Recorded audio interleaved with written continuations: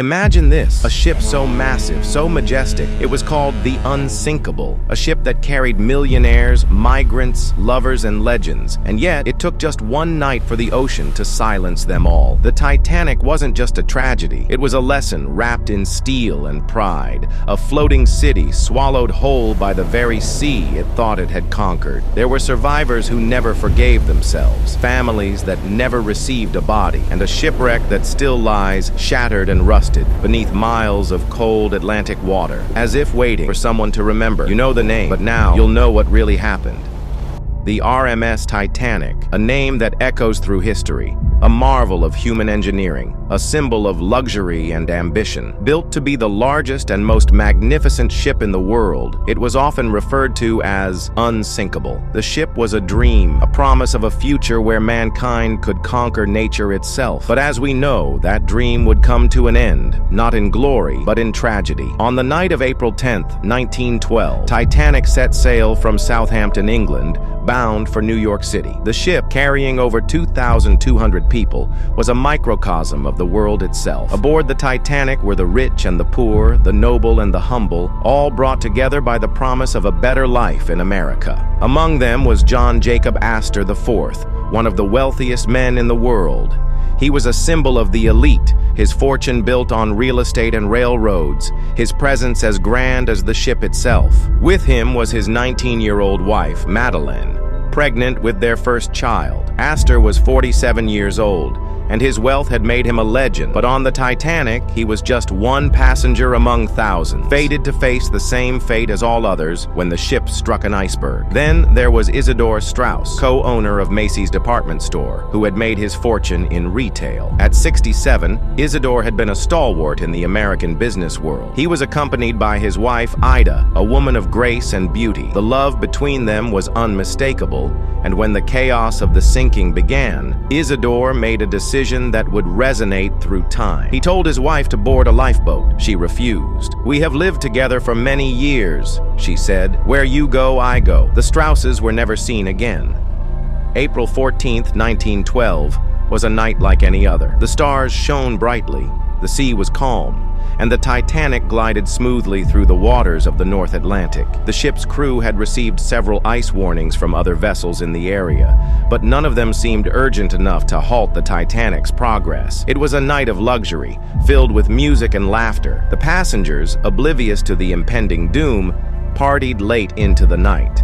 But at 11:40 p.m., the Unsinkable became vulnerable. A massive iceberg loomed ahead, its cold, jagged surface piercing the waters. Titanic struck the iceberg with a dull, grinding thud. The ship's massive hull was torn open like paper, and water began pouring in. For the passengers aboard, it was the first moment of realization that something was terribly wrong. The majestic ship that had promised them safety and comfort was now slowly sinking into the icy depths of the Atlantic. Among the first to realize the gravity of the situation was Edward Smith, the Titanic's captain. Known as the millionaire's captain, Smith had a reputation for being calm under pressure, but even his decades of experience couldn't have prepared him for the scale of the disaster unfolding. As the water flooded the lower decks, the crew began to realize just how much damage had been done. Meanwhile, in the lower classes, there was panic. The third-class passengers, many of whom had come from Europe in search of a new life in America, were left scrambling. For them, the promise of a better future seemed like a distant memory. With locked gates and confused officers, escape seemed impossible. They could see the lifeboats being lowered, but the ship's crew seemed to prioritize the wealthy passengers. As the chaos unfolded above, there were those in the lower decks who were left behind. Men, women, and children, their hopes shattered in the icy grip of the Atlantic.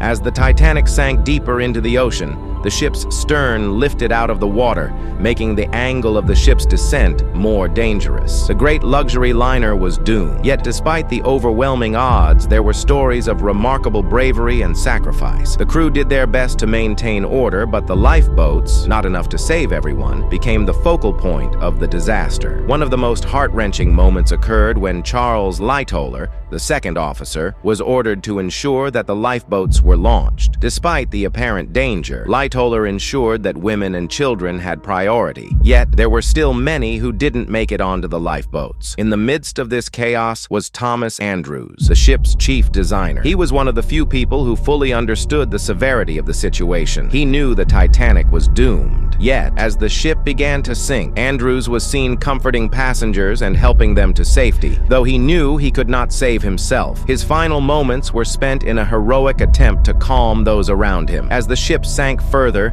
people began to jump into the frigid waters, desperately trying to survive. The sea claimed many lives that night, the chill of the Atlantic swallowing them whole. But there were a few who managed to survive against all odds. Margaret Brown, who would later be known as the unsinkable Molly Brown, was one of the lucky few who managed to escape, though not before trying to ensure the safety of others. She famously took command of her lifeboat, urging the crew to return and rescue others, even though they had been instructed to stay away from the sinking vessel.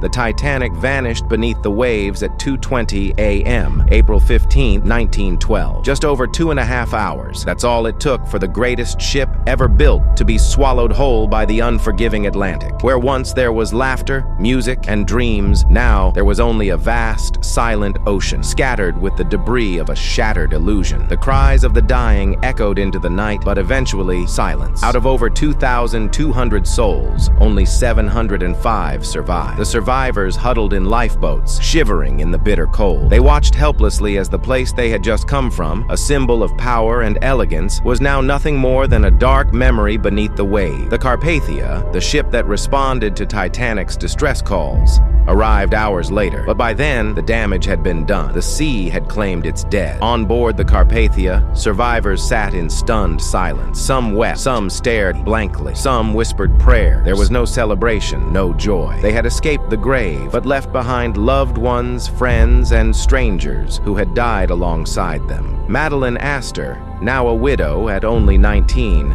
sat silently with her unborn child, carrying the legacy of one of the world's richest men.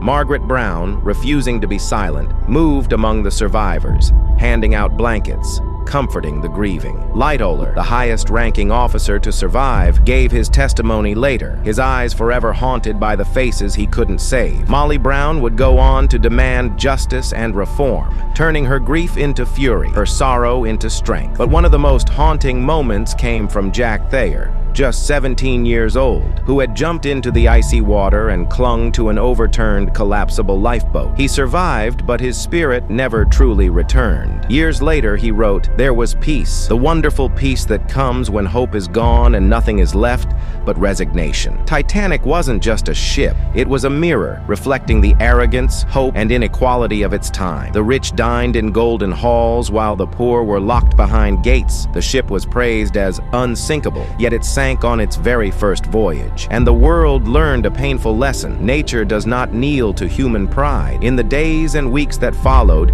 investigations were launched, laws were changed, and the maritime world was forced to confront its complacency. Lifeboat regulations were overhauled, safety drills became mandatory, but none of it could bring back the souls lost that night. Even today, over a century later, the story of Titanic continues to echo across time, not because of the ship itself, but because of the people aboard, the brave, the selfless, the doomed. They were not just names in history books. They were fathers, mothers, children, dreamers, lovers, fighters, and on that cold April night, they reminded the world of one eternal truth. In the face of death, it is not gold or glory that matters. It is love, courage, and sacrifice. And if you're wondering how the greatest conqueror of all time, Alexander the Great, met his end, I've told that story too. The moment when a man who conquered the world was finally forced to surrender. Watch that video now, only on this channel.